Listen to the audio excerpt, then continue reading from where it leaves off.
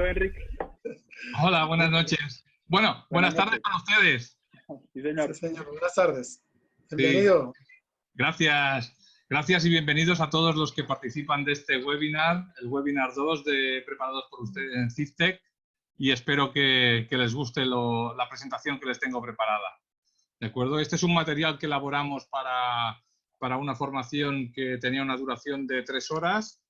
Yo me he programado aquí un temporizador cada 5 minutos para saltar de cada uno de los 9 temas al siguiente, para no pasarme del tiempo que ustedes me han facilitado, y espero también para que sirva para dinamizar y para no entrar en demasiadas, como les diría yo, anécdotas o metáforas que nos pueden hacer entretener.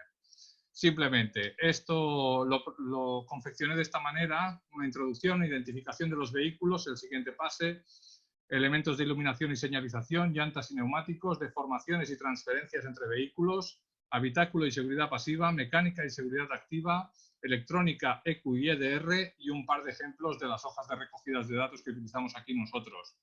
Yo comprendo que mucha de la terminología que yo utilizaré ahora, primero, he utilizado un traductor automático de Microsoft para cambiar de mi idioma materno catalán al castellano. Y en algunas cosas he tenido que estar haciendo correcciones, pero no creo haberlas encontrado todas, y es posible que encuentren algún, lo que yo llamo un barbarismo, una locura idiomática, ¿de acuerdo? Pero por lo demás, yo creo que nos será bastante útil para poder hacer esta sesión de hoy, ¿de acuerdo? Lo más importante, empecé esta formación de inspección ocular de vehículos implicados en accidentes de tráfico con refranes que dicen que 4 ojos ven más que 2, que no hay más ciego que quien no quiere ver, y que date prisa que es tarde y quiere llover, ¿de acuerdo? Pero que siempre es mejor poco a poco y con buena letra, y que quien no tenga cabeza deberá tener piernas para volver al lugar donde se encuentra el vehículo y seguir inspeccionando lo que se olvidó el día anterior, ¿de acuerdo? Después, la inspección ocular para nosotros es, por definición, la aplicación de diversas técnicas de investigación, entre las que destaca la observación del estado de las cosas en el momento de llevarla a cabo, y que puede diferir del momento real de la finalización del accidente, y, por supuesto, difiere del estado original de las cosas antes de producirse el accidente, ¿vale? Y, por lo tanto, estas son cuestiones que hay que tener en cuenta para no dar por sentadas según qué afirmaciones sin estar seguro, ¿de acuerdo? Nuestro trabajo es un trabajo muy polifacético, y de ahí muchas veces que diga yo policía, polifacético, y es importante, cuando no llega uno, siempre hay un compañero que sabe más, y si no hay un compañero que sepa más, seguro que hay un profesional que nos puede ayudar de buen grado, y si no, algún ingeniero, a través de los peritos judiciales del juzgado, siempre se puede requerir para que ayude en esa investigación, ¿de acuerdo? Al menos lo que la experiencia aquí en 23 años nos ha mostrado, ¿de acuerdo? ¿Qué más? No puede obviarse que algunos de los vestigios observados sobre el vehículo no se corresponden con el incidente objeto de estudio del momento, porque a veces vehículos presentan daños de incidentes anteriores, ¿de acuerdo? O que entre el momento de la producción del incidente y el momento de nuestra llegada se hayan producido traslados o modificaciones del estado de las cosas, ¿de acuerdo?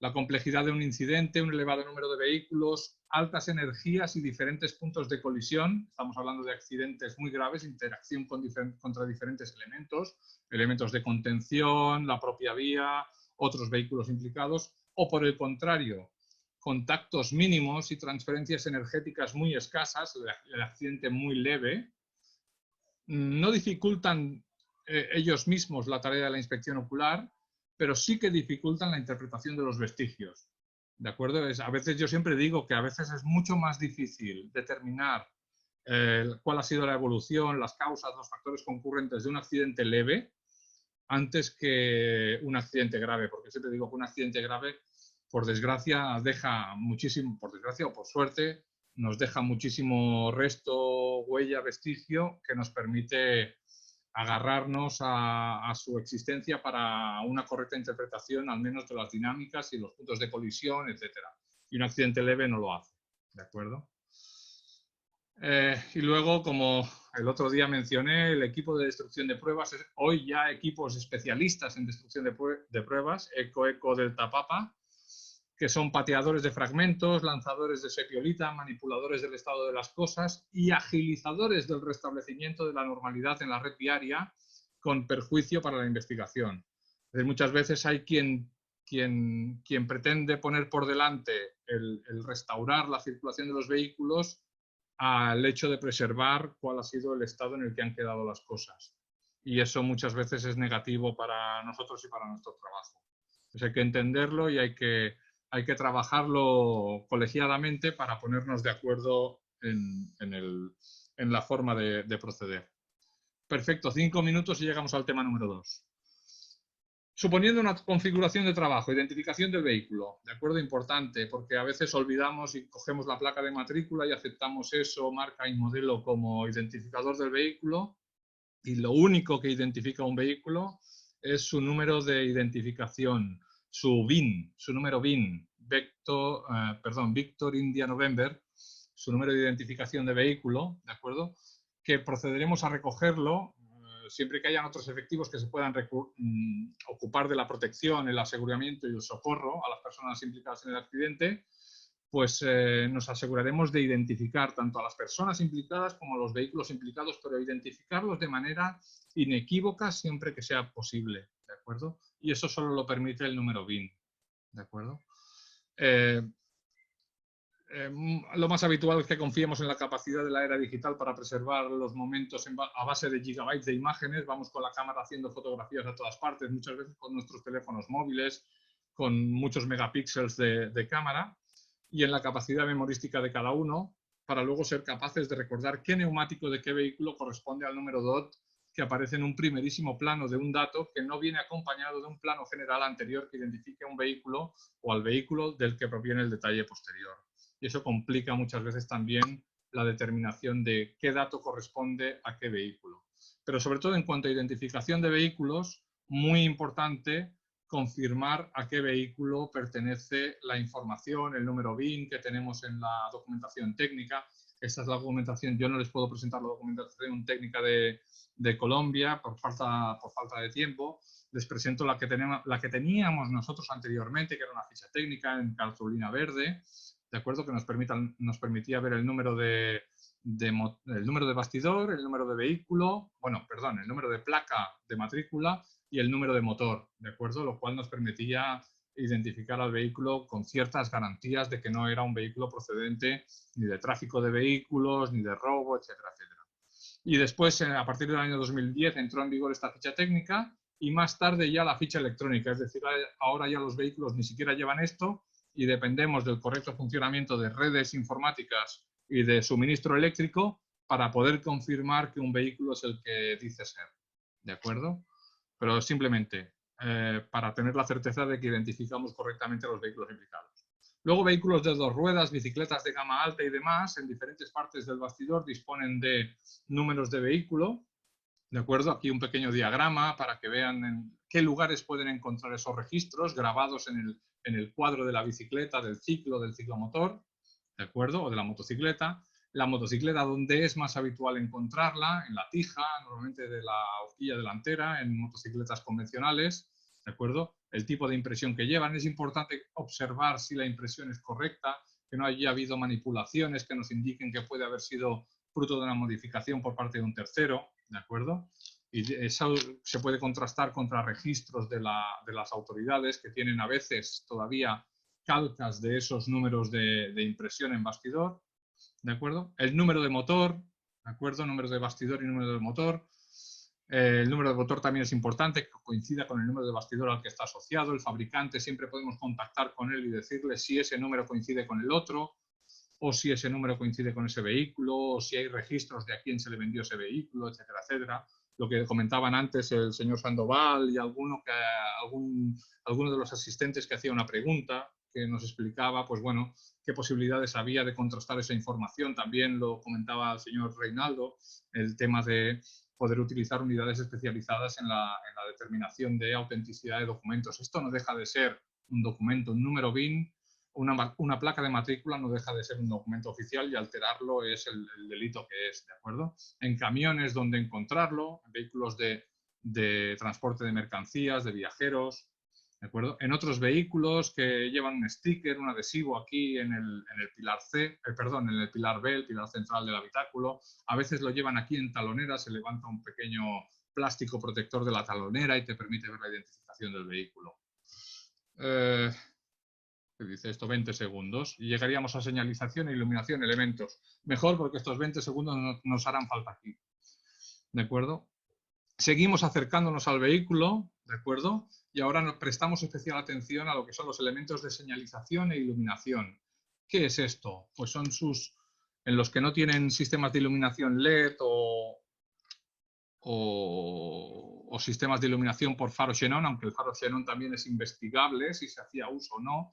En algunas ocasiones, accidentes nocturnos, accidentes en cambios de dirección o en cambios de sentido, en maniobras de frenada, es importante determinar si se produjo la señalización de la maniobra, ¿de acuerdo? Muchas veces, por ejemplo, una intermitencia no nos dejará determinar si se produjo con antelación suficiente, porque bastará un solo encendido de la luz intermitente para poder preservar un vestigio de modificación del estado del filamento cuando sean elementos de señalización por incandescencia que, gracias o por desgracia a la crisis económica y a la que ahora nos viene encima con relación a la infección por SARS-CoV-2, se van a mantener bastante tiempo para bajar costes de fabricación, es decir, mantendremos incandescencia, que es más barato de fabricar antes que LEDs o antes que otros sistemas de iluminación que son mucho más costosos, y cuando hay que vender vehículos lo importante es venderlos baratos para que la gente los compre, para que todos los compremos, ¿de acuerdo? Y entonces, pues bueno, elementos de señalización e iluminación desde la luz interior del habitáculo, proyectores delanteros, señalización posterior de posición, freno, intermitencia, marcha atrás, placas de matrícula, iluminación de placas de matrícula y elementos que no emiten luz pero sí la reflejan, como el catadióptrico, son elementos a investigar en accidentes en los que importe, por ejemplo, un alcance nocturno contra un ciclomotor, un vehículo de 49 centímetros cúbicos, importará saber si emitía luz o no, y si de no emitirla, si aún conservaba al menos la funcionalidad del catadióptrico, del elemento reflectante, para poder determinar si era exigible a quien lo alcanza haber percibido con mayor antelación la presencia de ese vehículo como un obstáculo en la vía o como un vehículo que circula a velocidad normalmente reducida o a menor velocidad o a una velocidad que es la que le permite sus capacidades, sus prestaciones, ¿de acuerdo? Bueno, lo que nunca se debe hacer antes de haber conservado es el vehículo, el circuito eléctrico del vehículo no debe ser alimentado, fed, ¿de acuerdo? Me lo ha traducido del inglés, no debe ser alimentado para evitar que un vestigio sea borrado por nuestra alimentación posterior, ¿de acuerdo? No se debe activar el interruptor con los elementos de señalización o iluminación para no cambiar tampoco ese estado. No se debe remover porque eso es necesario también saber si el interruptor estaba activado o no, aunque alguien lo haya podido manipular después, y ya buscaremos si alguien lo ha manipulado después. No se debe remover, quitar del sitio y trasladar a otro ningún elemento bulbo, óptica, tulipa, proyector, etcétera, que ustedes le llamaban, bueno, de otra manera, de acuerdo, el proyector frontal, la farola, creo que le llamaban, etcétera, sin haber fotografiado antes de la manipulación el estado en el que fue hallado, la posición en el vehículo o fuera de él, y a ser posible marcar esos elementos de iluminación interiormente dentro de las ópticas o de las tulipas con una flecha sobre su bulbo, cuál es su posición de trabajo, y en la parte superior del bulbo la posición de trabajo y la dirección de trabajo con una simple flecha, ¿de acuerdo? No hay necesidad de recoger toda la señalización, sino solo la que pueda interesar para la investigación del accidente. Y cuando se recoja, se tendrá que hacer, sobre todo lo primero que les pido, que tengan cuidado de no hacerse daño, ¿de acuerdo? Porque un vehículo accidentado tiene muchos bordes vivos en chapa de metal, así como vidrio, policarbonatos y otros plásticos rígidos o flexibles que se convierten en este estado, post-accidente, en perfectos instrumentos de corte, ¿de acuerdo? Y es muy fácil que nos hagamos daño si no nos ponemos unos guantes adecuados o si no vamos con el suficiente cuidado. Necesario cuidado de tener con la electricidad residual o permanente, potencial, si el elemento no ha sido desconectado y en caso de una pérdida de agua o sellado de la batería de... Esto no es hielo, ¿de acuerdo? Batería de gel, ¿de acuerdo? Mucho cuidado de proteger los ojos, sobre todo, y las partes expuestas de la piel, porque a veces pueden producirse estallidos de baterías eléctricas, ¿de acuerdo? Que pueden provocar gravísimas lesiones oculares y en la piel, quemaduras gravísimas por ácido clorhídrico. Hay que evitarlo, ¿de acuerdo? Muchas veces bomberos llegan antes que nosotros y cortan ese riesgo cortando el suministro eléctrico, retirando del vehículo las baterías, ¿de acuerdo? Y sobre todo ahora cuando estamos ya trabajando con vehículos eléctricos o híbridos que tienen baterías de litio, que realmente están representando un grave problema si se incendian, ¿de acuerdo? Antes de intentar la extracción, fotografía un plano general de la ubicación del elemento y una fotografía de detalle del estado en el que el elemento se encuentra desde su colección. Retire el elemento individualmente cuando sea posible, si no hay más remedio, nos llevamos toda la óptica. ¿Ve cómo nos hemos comido estos 5 minutos? Etiqueta o marca inmediatamente después de la extracción cada elemento y nunca espere haber retirado más de uno, porque luego no sabrás qué bombilla es cuál y es mejor hacerlo de una en una, ¿de acuerdo? Poco a poco y con buena letra. Y proteger, como sea posible, los elementos para su transferencia al gabinete, ¿de acuerdo? Al gabinete. Porque a lo mejor no lo investigaremos nosotros si no tenemos los conocimientos adecuados, se lo trasladaremos a una unidad especializada de policía científica o quien sea, ¿de acuerdo? Para que analice esos vestigios. Este tipo de cofre sería el más adecuado para trasladar según qué elementos, ¿de acuerdo? Disponer de ellos en vacío sirven para recoger los vehículos y etiquetarlos con un rotulador blanco si la caja es negra o con un rotulador negro si la caja es transparente. De estos indelebles nos permite trasladar los elementos al laboratorio para que sean analizados. Aquí se ve una torsión de un filamento de tungsteno dentro de un bulbo que no se ha roto, un bulbo de vidrio, no de cristal. Es una bombilla no halógena, ¿de acuerdo? Y se ven las pérdidas de equidistancias entre espiras y el retorcimiento del bulbo distinto del que es el propio de la fabricación, ¿de acuerdo? Eso nos indica que debía estar el tungsteno en un estado fluente, por encima de 400 grados aproximadamente, para poder doblarse sin romperse, por lo tanto, incandescente. Esto es un fragmento de cristal de cuarzo adherido, fundido sobre un filamento de tungsteno, porque el filamento lo recibió en fractura cuando todavía estaba incandescente y pudo fundir esa gota de cristal en esa forma. Un filamento deformado y otro que no, ¿de acuerdo? Y aquí se ven las diferencias en ambos elementos de iluminación. Las bombillas muy sencillitas de un ciclomotor Macal. Llantas y neumáticos. Estos elementos son de gran importancia, ¿de acuerdo? Las llantas y los neumáticos, que sean los que la ficha técnica determina que tiene que llevar el vehículo. Y sobre todo hay un detalle muy importante y que todavía no se está haciendo mucho hincapié en él, es la caducidad del neumático. Veía unas imágenes antes del ponente anterior en las que se veía una cubierta francamente destrozada por aparente uso o trabajo sobre un terreno pedregoso o por caducidad, cuarteamiento de la goma, ¿de acuerdo? Yo creo que era más bien por trabajo sobre terreno pedregoso, ¿de acuerdo? Pero hay algo muy importante, es que la sociedad de fabricantes de caucho no están todavía de acuerdo en si el caucho que ya no es caucho, es todo isopreno, ¿de acuerdo? Con muy poca proporción de caucho, de látex, no están muy de acuerdo en si los neumáticos caducan a los 5 o a los 7 años. Pero más allá de los 7 años no nos vamos.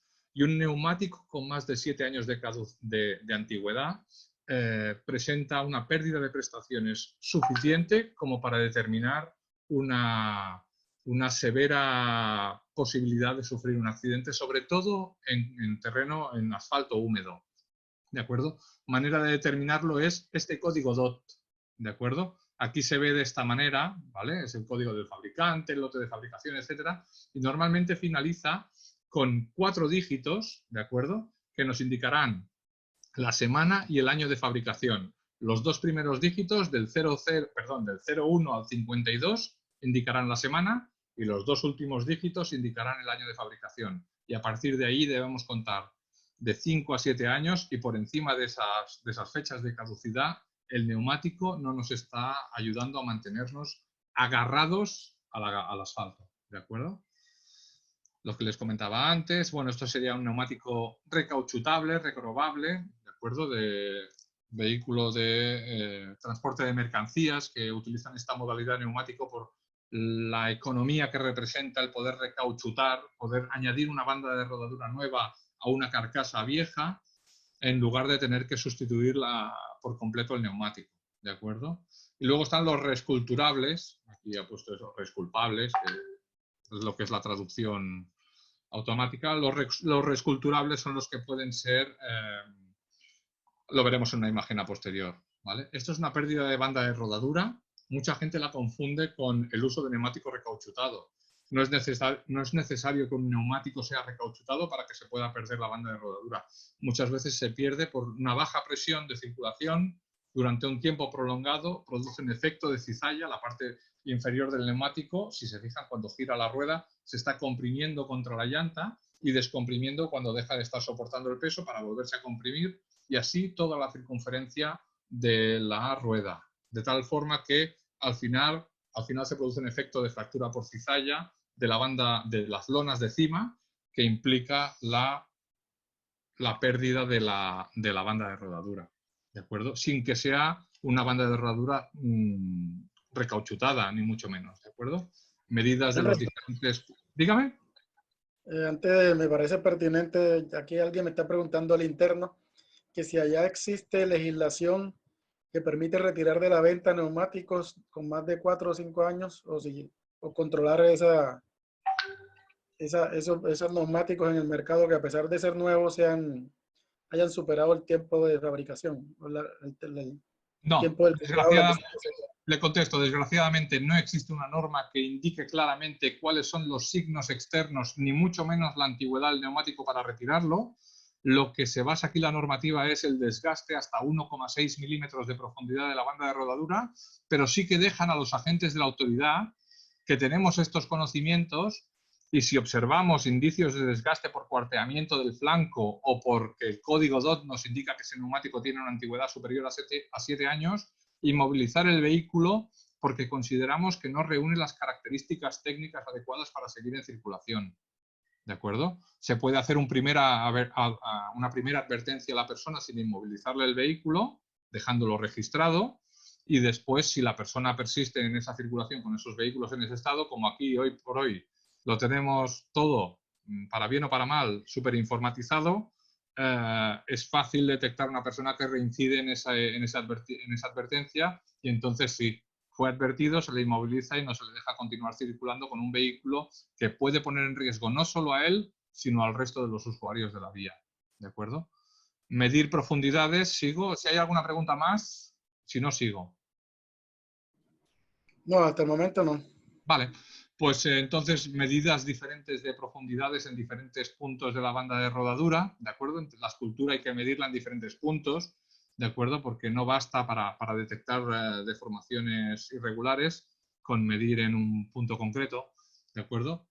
Y si ha habido huellas visibles, el tiznado típico de la goma sobre el asfalto, cuando llegamos al lugar del accidente, porque no disponía de ABS el vehículo, porque el ABS ha fallado, porque el ABS ha fallado post-colisión o porque se ha utilizado el freno de mano, ¿de acuerdo? Pues se recomienda encarecidamente comparar acanaladuras de las huellas observadas con las formas esculpidas, así como llevar a cabo una búsqueda de la llamada palma de abrasión de la cubierta de los neumáticos para asociar huellas con neumáticos, ¿de acuerdo? Para no cometer un error y a lo mejor encontrarnos con una huella con 4 acanaladuras cuando nuestro vehículo tiene unos neumáticos con 3.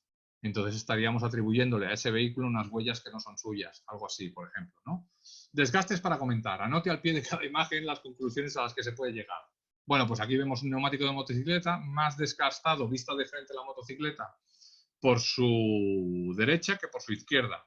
Sobre la moto veríamos que está más desgastada sobre su izquierda que sobre su derecha. ¿Y a qué responde este desgaste? Pues si uno se va a un taller mecánico de motocicletas o a según quién a preguntarle, te dirá que es por la circulación en rotondas. Y la realidad es que porque circulamos en carreteras que tienen un bombeo para vierteaguas, y la circulación de los vehículos por la derecha hace que realmente las motocicletas, cuando circulan por la derecha, realmente circulen sobre un plano inclinado y se están apoyando todo el tiempo sobre esa mitad izquierda del neumático.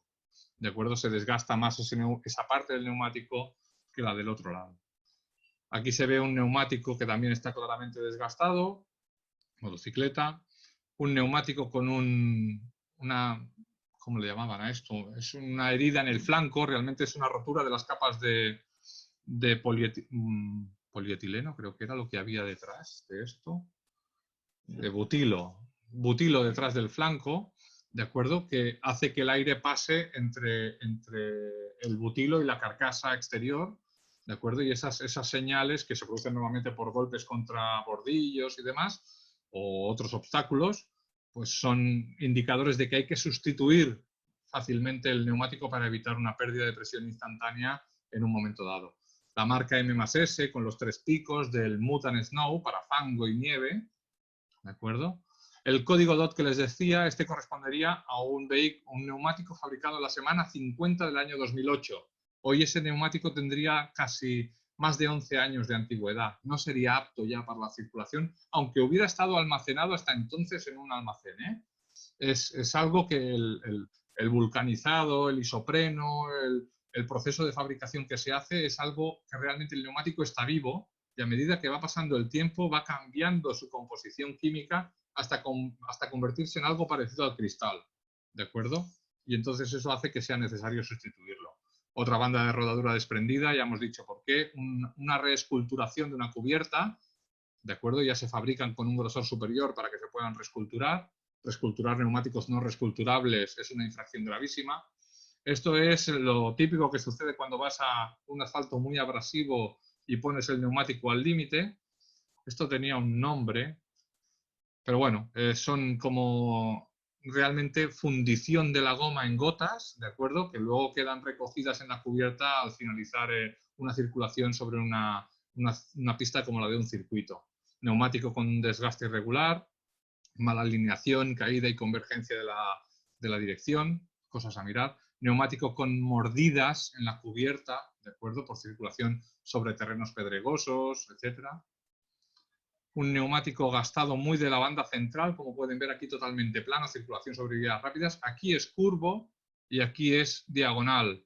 Otro vehículo de un neumático que circulaba por un país con circulación por la derecha, ¿de acuerdo? Si nos hubiéramos encontrado en un país distinto, aquí ya llegan a ver las lonas de encima, ¿de acuerdo? Se ha agotado completamente el neumático o esta persona se ha entretenido a hacer donuts, que llamamos aquí donuts, esas rosquillas, ¿de acuerdo? Con la motocicleta, clavando el neumático delantero y obligando al vehículo a dar vueltas hasta que desaparece toda la goma, ¿de acuerdo? Y esta es una huella muy particular, ¿de acuerdo?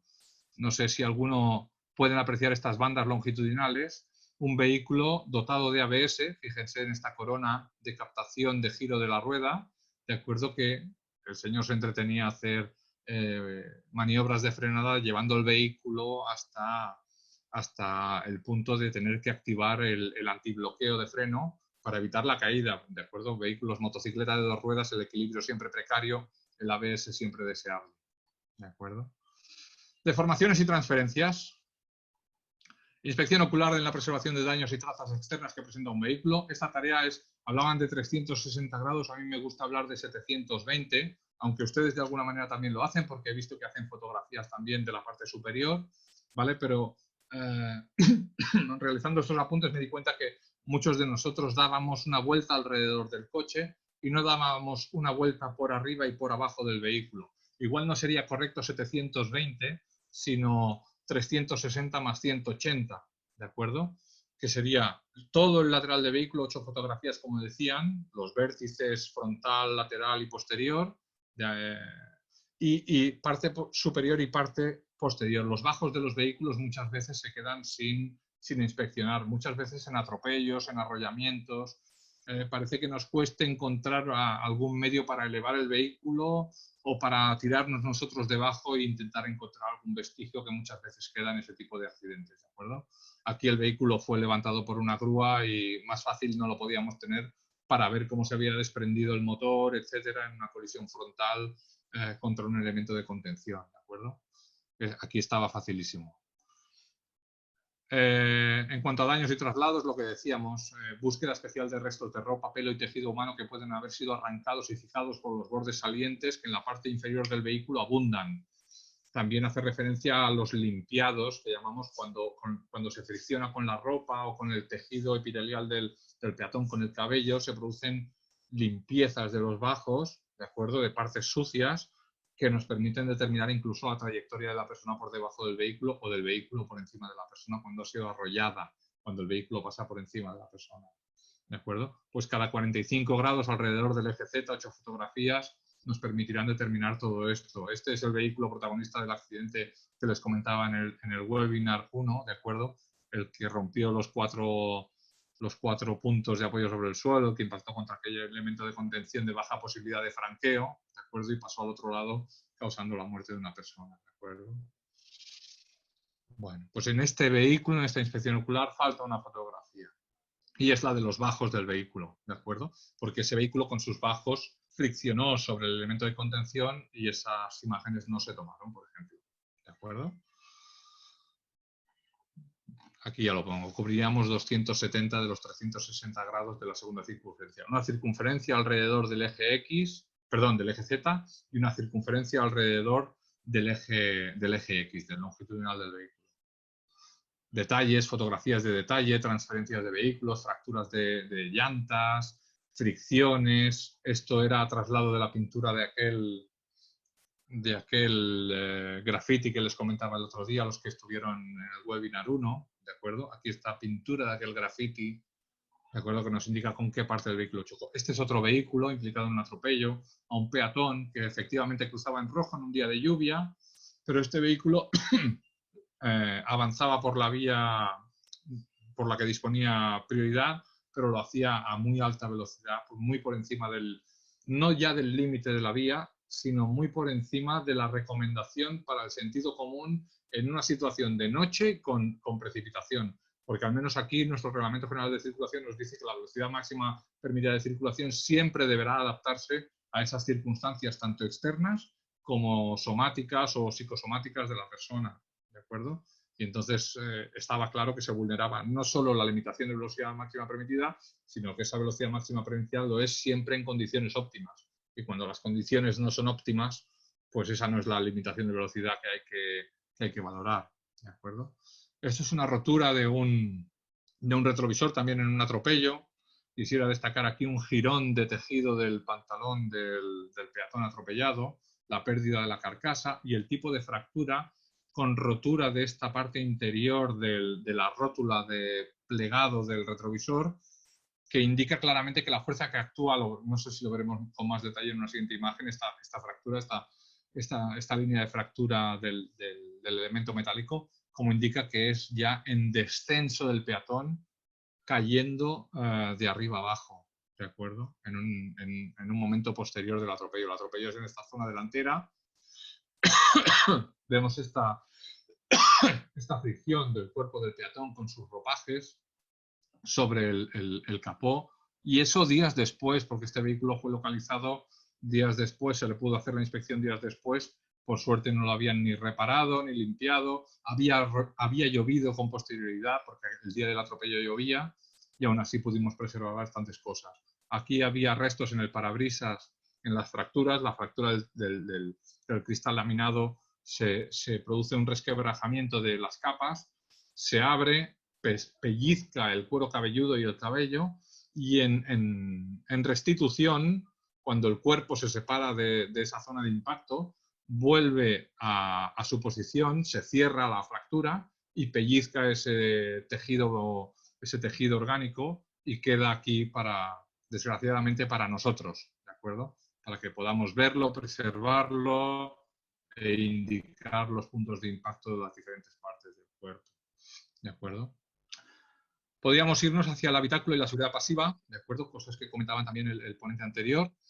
Aspectos relativos a la seguridad pasiva, fundamentalmente del vehículo a examinar, ¿de acuerdo? Son aquellos elementos dedicados a evitar o minorar las consecuencias cuando el accidente ya es inevitable, ¿de acuerdo? Y en este sentido hay que tener mucho cuidado, no tocar sin haberse uno puesto antes previamente unos guantes, ni tocar ni manipular asas, tiradores u otros accesorios o utensilios que permitan actuar sobre ellos con el menor porcentaje posible de superposición y buscando que esta acción se produzca fuera de los sitios operativos habituales por la persona. Es decir, No cogeremos el tirador de la puerta para abrir la puerta, ni el interior ni el exterior. Lo accionaremos con un bolígrafo para preservar el mayor número posible de huellas que puedan haber en el vehículo. ¿De acuerdo? El volante, lo mismo, no se tocará. Si la persona ha marchado del lugar y tenemos la necesidad de identificarla, seguramente utilizaremos nuestros servicios para que puedan detectar vestigios de esa persona, huellas de cualquier tipo, para pomos, cambios de marcha, retrovisores, lo que sea necesario para poder encontrarle e identificarle. ¿De acuerdo? Recoger vestigios como epiteliales o sanguíneos. En el airbag, muchas veces la fricción del rostro contra un airbag es suficiente para dejar ADN para poder identificar inequívocamente a la persona realmente potencialmente sospechosa y que un análisis de ADN nos dirá si efectivamente era aquella la persona que conducía el vehículo en el momento del siniestro. ¿De acuerdo? Pertenencias personales que colocan a la persona en ese habitáculo, ¿de acuerdo? No habitación, sino habitáculo. Ya les decía que esto es una traducción automática, he intentado corregir lo que podía, pero un poco deprisa y corriendo. Y sirve como una pista para su ubicación. Restos de tejidos unidos entre las fibras del cinturón de seguridad. El nylon se abre cuando nos retiene, ¿de acuerdo? Y captura fibras de nuestras ropas, ¿de acuerdo? Y cuando volvemos a nuestra posición, lo mismo. El nylon restituye, se cierran las fibras del nylon cogiendo fibras de la ropa que llevábamos puesta. Son cuestiones a tener en cuenta.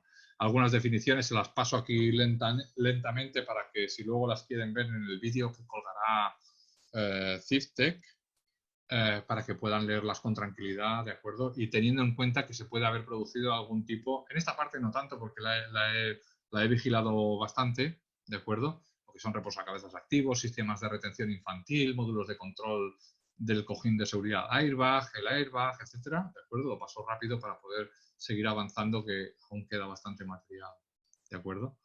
Entonces, en cuanto a cinturones de seguridad, pretensores, limitadores de carga, asientos y airbags, pues tenemos que son los principales elementos de seguridad pasiva para evitar lesiones graves en los ocupantes de un vehículo y evitar la proyección de sus ocupantes fuera del vehículo. Los elementos que lo conforman, aquí encontrarán la definición y aquí encontrarán a qué elemento hace referencia cada una de las partes que encuentran aquí. Carreta será carrete, ¿de acuerdo? El tipos de cinturones de seguridad tenemos el de 3 puntos, que es el más habitualmente encontrado en los vehículos, ¿de acuerdo? Hoy en día, y que se lo debemos a este señor, Niels Bolin, a quien la marca Volvo le encargó el diseño de un cinturón de seguridad que garantizase la mejor fijación del vehículo, comprometiendo lo menor posible la usabilidad y la comodidad, porque si realmente le hubieran pedido lo más seguro, él se hubiera ido hacia los 5 puntos, estoy totalmente seguro. 5 puntos, casco y retenedor de movimiento lateral, como hacen en los rallies. Pero como no era posible hacer eso y combinarlo con la usabilidad y la comercialización de vehículos a motor, la comodidad siempre está por delante, pues encontró esta solución como la mejor de entre las que había posibles o factibles. Antes de esto tuvimos los cinturones de 2 puntos, que bueno, son excelentes partidores de columna, y después teníamos, y también lesionadores de tórax y cabeza, porque no impiden el avance de todo el tronco y lesiones abdominales severísimas y a nivel de columna, ¿de acuerdo? Se siguen utilizando en autobuses, aunque ya hay muchos que están apostando por los 3 puntos. Cinturones de 2 puntos, pero en disposición diagonal o torácica, ¿de acuerdo? Que también producen efectos nefastos para el cuerpo humano, ¿de acuerdo? A lo mejor evitan que el torso vaya hacia adelante, pero también absorbe todo el impacto y la parte de extremidades inferiores y abdomen se ve forzada a avanzar en la dirección en la que se transportaba, ¿de acuerdo? Y lo más efectivo, 5 puntos de anclaje, ¿de acuerdo? Que si con unas buenas orejas de asiento y un buen casco, pues seguramente hubieran salvado muchas vidas hasta ahora, ¿de acuerdo? Pero estamos en el equilibrio de todo, ¿no? De todo y nada. Pretensores de cinturones de seguridad que vienen a recoger el cinturón en el momento en el que se detecta una colisión y en milésimas de segundo tensan el cinturón de seguridad para evitar que cualquier huelgo que hubiera en el cinturón pueda ser aprovechado por la inercia para provocarnos un primer impacto contra el cinturón de seguridad, ¿de acuerdo? Sino que ya nos está reteniendo en el primer momento en el que la inercia nos lleva hacia adelante, el pretensor ha actuado y ya nos está reteniendo firmemente contra el respaldo del asiento. ¿De acuerdo? Muy importante para evitar también la lesión por doble impacto. ¿De acuerdo? Tipos de pretensores, aquí los verán, mecánicos, que van con un muelle pretensado, funcionamientos mecánicos por masas inerciales, funcionamientos pirotécnicos, que van en el anclaje de la hebilla, que van en el carrete. Todo esto lo paso así con cierta alegría, pero también con la lentitud suficiente para que en el momento en el que el vídeo quieran ustedes hacer pausa puedan observar las cosas, porque al fin y al cabo lo que vienen a hacer es lo que les he descrito, ¿de acuerdo? Retenernos más eficazmente, reducir el huelgo, ¿de acuerdo? Y ponernos en nuestro sitio para recibir de la mejor manera posible la energía que vamos a tener que absorber, ¿de acuerdo? Esto sí que es importante tener en cuenta cuál es la función principal y cómo están pensados para una máxima eficiencia y cómo fallan. Fallan cuando decidimos no utilizar el sistema de retención, ya se puede activar el pirotécnico, que no va a servir de nada. Y después también cuando vamos con la mano aquí delante del pecho para apartarnos el cinturón, porque nos molesta cuando nos cruza por el pecho, ponemos una pinza para asegurarnos un huelgo que nos dé una falsa sensación de comodidad, el pretensor no va a servirnos para nada porque agotará su recorrido sin habernos pegado al respaldo y seguiremos impactando contra el cinturón. Limitadores de carga. Cuando ya el cinturón se ha elongado todo lo que puede y antes de fracturarse, lo que se entiende es que hay que seguir dando algo de recorrido al cuerpo para que tenga más espacio y tiempo para absorber esa energía. Y entonces hay unos mecanismos, ¿de acuerdo? Piezas metálicas que tienen una capacidad de torsión que lo que permiten es desenrollar algo de carrete para darnos esos centímetros que necesitamos para seguir absorbiendo energía, minimizando la lesividad sufrida, ¿de acuerdo? También es cierto que a partir de cierta intensidad de colisión y cierto delta V sufrido, no va a haber mecanismo que nos salve del resultado lesivo fatal, ¿de acuerdo? Pero se intenta alcanzar el máximo de efectividad posible. Y luego aquí tienen indicaciones de uso de cinturones de seguridad, si se utilizaban o no al momento del accidente, indicaciones de la correa, la fricción del nylon sobre la propia hebilla, que quema el material plástico y lo deja aquí en acreción, ¿de acuerdo? Lo que decíamos, elongaciones, ¿de acuerdo? Distorsiones en lo que es la tela del nylon respecto del original. Este sería el original, este sería el elongado. Luego rotura, esto es rotura en cola de caballo. La rotura en cola de caballo se produce cuando se somete al nylon a su máxima tensión de esfuerzo previa a la fractura. ¿De acuerdo? Cuando se supera esa máxima tensión de esfuerzo, se elonga y se deshilacha y se rompe, no le queda otra. ¿De acuerdo?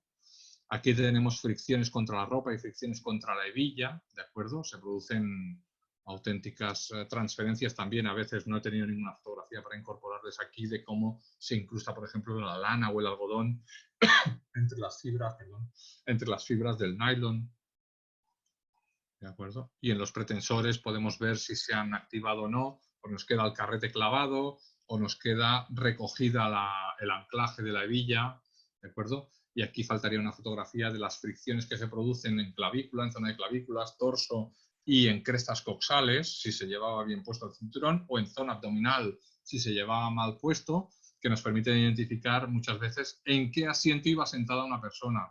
A veces mienten y dicen que eran el conductor cuando en realidad eran el acompañante. Y esa lesión, esa fricción aquí ya nos dice que es el acompañante. Si circulamos a la derecha, volante a la izquierda, esto no cuadra con el cinturón que tendría que venir por aquí, ¿de acuerdo? Son son cosillas a tener en cuenta. Lesiones en costillas y esternón, fracturas, eso nos lo dirá el parte facultativo, o la necropsia nos indicará qué pares costales se han roto. Aquí no hay ningún par costal trabajando, a no ser que una colisión por embestida lateral, ¿de acuerdo? Pero si es una colisión frontal y tenemos las fracturas en este lado, pues nos indicará cuál es la zona de trabajo del elemento de retención. ¿De acuerdo? Este es un gráfico que lo detalla bastante fácilmente. ¿En qué punto se puede producir la fractura de la hoja del esternón y qué costillas cabe esperar ver rotas en una colisión frontal utilizando el cinturón un conductor, ¿de acuerdo? Cabeza y pecho, impactos, hematomas en pecho y abdomen, ausencia de evidencia de uso, proyecciones de ocupantes fuera indicarían no uso de sistemas de retención, dices en correa. Esto es un corte limpio, esto responde a sistemas de emergencias escarcelando a usuarios, ¿de acuerdo? Cortan limpio con su hoja para poder sacar el cuerpo de la persona y poderlo tratar. Y esto es un tema de autobuses, ¿de acuerdo? Qué tipo de cinturones encontraremos, si están bien colocados, enrollados. Aquí le llamamos rebregados, están doblegados y pellizcados y mal usados, de manera que a veces muestran un desgaste que es propio del mal uso, ¿de acuerdo? Y del uso continuado, ¿de acuerdo? Esto sería a tensión, ¿de acuerdo? Ha tenido que someterse a mucha tensión y a fricción, ¿de acuerdo? Para alcanzar este punto. ¿Vale?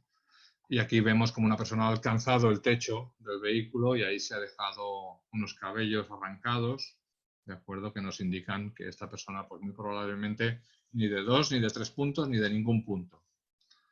Estos serían antropométricos. ¿Vale? Y entonces pretensores también, para ver la diferencia entre el pretensor de anclaje de villa en su posición normal y una vez colapsado. Esto es cortesía del señor Tomás Calles, que es un experto en control de calidad en industria de automoción y a quien envían a hacer peritajes de si han funcionado o han fallado los diferentes elementos. Creo que estoy agotando mi tiempo. Como pueden ver, nos quedaría aquí un 20-25%, el parabrisas. Aquí hay un detalle muy importante, ¿de acuerdo? Evitar todo tipo de obstáculo visual, el vaho, incluso en el interior también es un obstáculo visual, adhesivos, cintas colgados del retrovisor, la escarcha cuando hace frío, un lavaparabrisas que no funcionan limpiamente, que no funcionan correctamente a la hora de limpiar la precipitación, o porque el cristal está sucio o porque la goma está endurecida.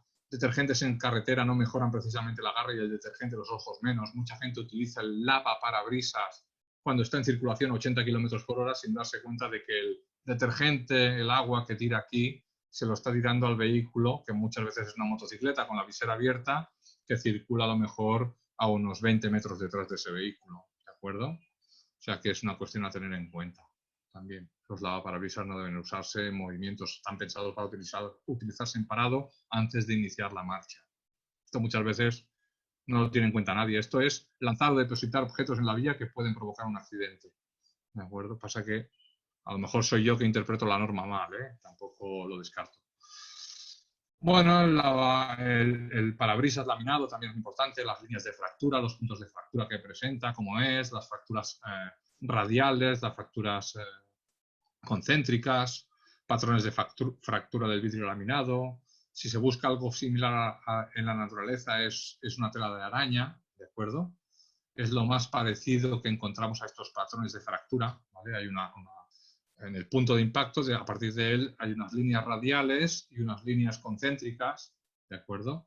En realidad, además se conserva esa espiral que también hace la araña. La araña va haciendo una espiral porque no está cortando cada 2x3 el hilo, sino que va saliendo en espiral de dentro hacia afuera, ¿de acuerdo? Bueno, lo que decíamos de la deposición de tejido histológico de la persona, cuero cabelludo con restos de piel y cabello orgánicos aquí. Se pueden recoger para hacer análisis de ADN, identificar que ese vehículo es el implicado en aquel atropello y no otro. Y aquí este es el punto que quería llegar en tema parabrisas. ¿Qué pasa cuando un parabrisas tiene más de un punto de impacto y es necesario determinar el orden en el que se produjo? Esto es curiosísimo. Pues muchas veces digo, hostia, ¿qué fue antes, el huevo o la gallina? Pues hay una cosa muy curiosa y es que para determinar el orden de los impactos, ¿de acuerdo? Esto está hecho en un desguace y tampoco tiene mucho más valor, ¿eh? Pero hubo un caso real en el que a la salida de una discoteca alguien recibió 2 impactos de piedras posteriores a un atropello y esta persona decía que no, que fueron los impactos de piedra los que hicieron que atropellase a la persona. Y se pudo determinar que primero fue la cabeza de la persona y después las piedras, porque las líneas de fractura radiales, ¿de acuerdo? Cuando encuentran una concéntrica, dejan de poder avanzar. Y entonces, cuando unas líneas se interrumpen al llegar a otras, se indica que esa fractura llegó antes a aquel punto del parabrisas que la posterior. ¿De acuerdo? Y es una manera de determinar esa velocidad de propagación de la energía en fractura sobre el parabrisas para decir qué impactos fueron anteriores a los siguientes. Lo que digo, como en todo, casi siempre existe en el mundo personas que hacen sus preocupaciones, pone aquí, supongo que son, que hacen de su obligación su pasión, ¿de acuerdo? De sus ocupaciones, sus pasiones, y en este caso tenemos a un señor alemán, yo lamento no conocer su nombre y apellidos ahora para poder trasladárselo, que tiene un máximo conocimiento en investigación de patrones de fracturas de vidrios templados y laminados que pertenece a esta red, ¿de acuerdo? La ENFSI, que es la European Network of Forensic Science Institutes, ¿de acuerdo? En la que hay diferentes grupos de trabajo que tratan todo esto. Vestigios del suelo, plantas y animales, imagen digital, ADN, documentos, drogas, explosivos, huellas dactilares, armas de fuego, investigación de fuego y explosiones, tecnología de información forense, análisis de audio y voz forense, escritura, marcas, pintura y cristal, análisis de accidentes de tráfico, escenas del crimen, textil y cabello, ¿de acuerdo? Y precisamente dentro de Cristal, por ejemplo, para tener una idea de Cristal, sus objetivos son obtener el mejor valor en exámenes de vidrio, el mejor resultado posible en inspecciones, organizar cursos de formación adecuados en examen de vidrio, aumentar la conciencia de la evidencia del vidrio y su significado probatorio y aumentar la conciencia sobre la prueba de vidrio y su valor probatorio. Yo creo que he agotado mi tiempo, ¿de acuerdo? Si quieren lo dejo aquí y si no intento acabar con el punto 7 y 8 porque el 9 prácticamente no es nada. Lo que ustedes Más o me menos, digan. ¿cuánto tiempo necesita? Yo creo que con 5 minutos más terminamos. Perfecto, vale, no hay problema. Vale. Pues mecánica y seguridad activa. ¿Qué pasa? Que no todos tenemos la suerte de poder ser mecánicos o ingenieros y poder conocer al máximo el tema de las diferentes aspectos que estas materias engloban, ¿de acuerdo? Pero sí que cuando sea necesario se puede solicitar la asistencia de la autoridad judicial, ¿no? Al menos aquí yo creo que allí también ustedes cuentan con expertos peritos judiciales también en ingeniería que pueden darles su opinión acerca de un apartado técnico concreto en una inspección ocular de un vehículo. ¿De acuerdo? Nosotros muchas veces recurrimos también a solicitar la asistencia por parte de un profesional que pueda ilustrarnos con su paciencia. ¿De acuerdo?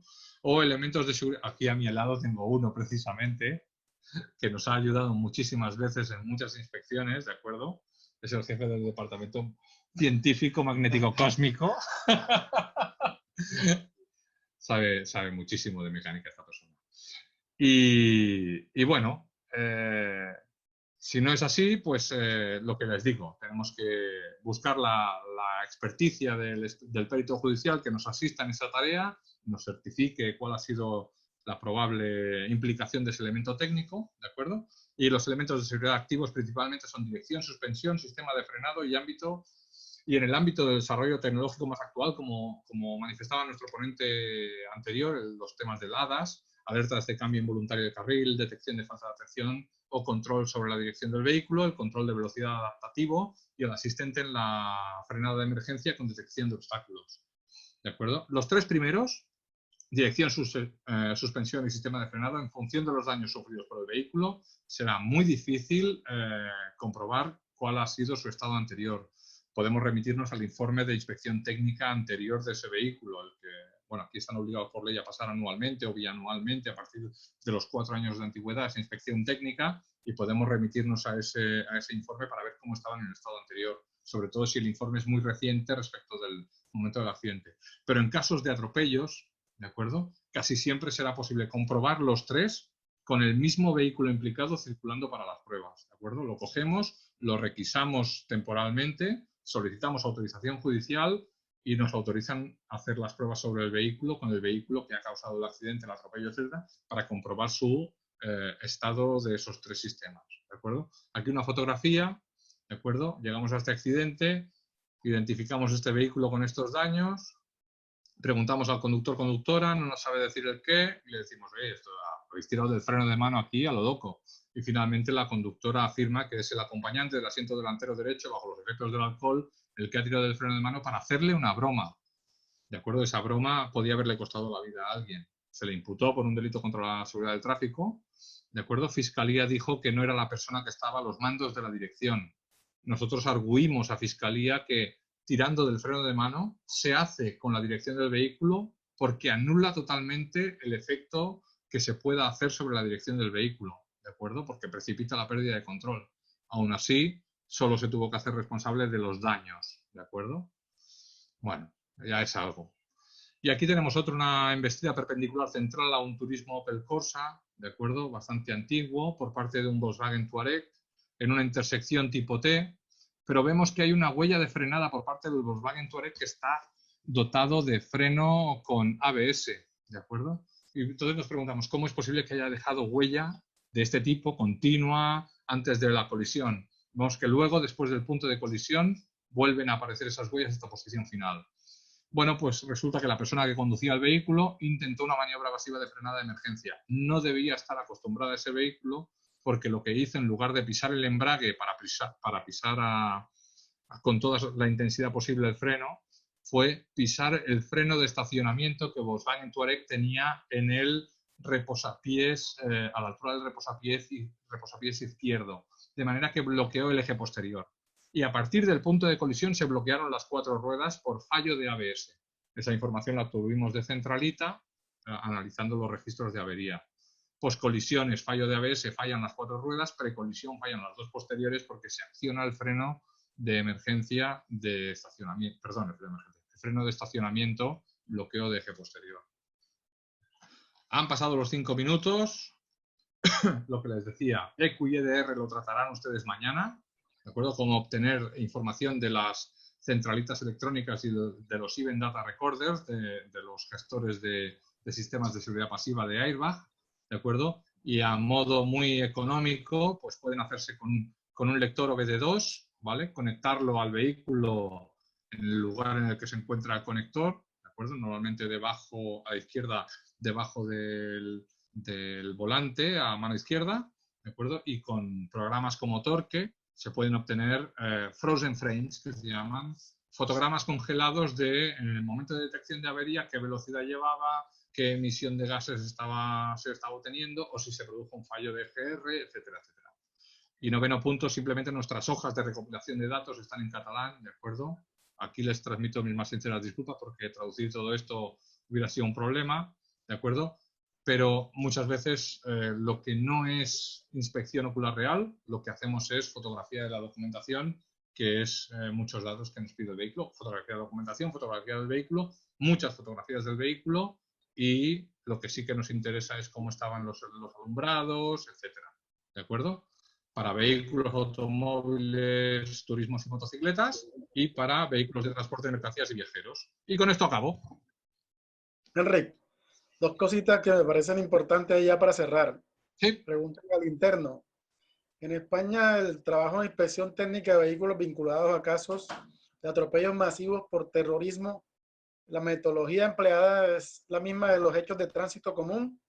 ¿Y cuáles son los términos que tiene la Guardia Civil para presentar el informe de atestado y qué contiene? Bueno, yo no le puedo decir, para el primer caso, les digo que lo ideal y lo que hemos hecho hasta ahora es trabajar de forma colegiada, es decir, cuando es un hecho relacionado con terrorismo, se desplazan al lugar efectivos tanto de seguridad ciudadana como de investigación criminal, expertos en terrorismo y expertos en tráfico, para poder aportar el mayor conocimiento aglutinado posible. De forma colegiada se trabaja en un solo equipo, de manera que se trata de aportar la mayor luz posible. Y en el segundo caso, plazos para entregar el informe, le digo lo siguiente. Cuando es un accidente con víctima mortal, nosotros procuramos entregar unas diligencias previas con una mínima información, que es diligencia de inicio explicando qué ha pasado brevemente, identificación de personas y vehículos implicados y traslado a la autoridad judicial lo más brevemente posible y a ser posible en menos de 24 horas, pero no adjuntamos ni planimetría ni informe fotográfico. Y la inspección ocular, la valoración técnico-policial todas las diligencias que se crean necesarias y oportunas, la planimetría y el informe fotográfico, así como las actas de estudios de velocidades, de análisis de elementos de iluminación, etcétera, etcétera, que puedan ser necesarias, intentamos trasladarlas a la autoridad judicial en el plazo máximo de un mes. Si el accidente es muy grave o complejo, es posible que nos demoremos más, ¿de acuerdo? Pero siempre será de una forma justificada, ¿de acuerdo? Se verá en el trabajo aportado que ha sido necesario un tiempo mayor para poder presentar esa información y adecuarla al objetivo que tiene, que es preservar elementos, restos, vestigios, huellas y aportar toda la información posible para que quien tiene que decidir decida con la mayor información posible a su alcance. Listo, Henry. Muchas gracias. Muy oportuna su intervención, muy enriquecedora. Estoy seguro que así es por la cantidad de comentarios buenos que tengo aquí al interno. Lastimosamente, pues ya también bastante tarde allá. Veo que son las 23:12. Sí. Y también Y entonces... no cené, pero cenaré ahora. Hay una cosa que les diré antes de despedirme para todos ustedes. Les agradezco mucho la oportunidad nuevamente de poder participar con ustedes porque no sé, me gratifica mucho poder explicarles cómo trabajamos aquí o, no sé, y compartir con ustedes. Veo también cómo trabajan ustedes y les sigo atentamente sus explicaciones. Y después una cosa muy importante,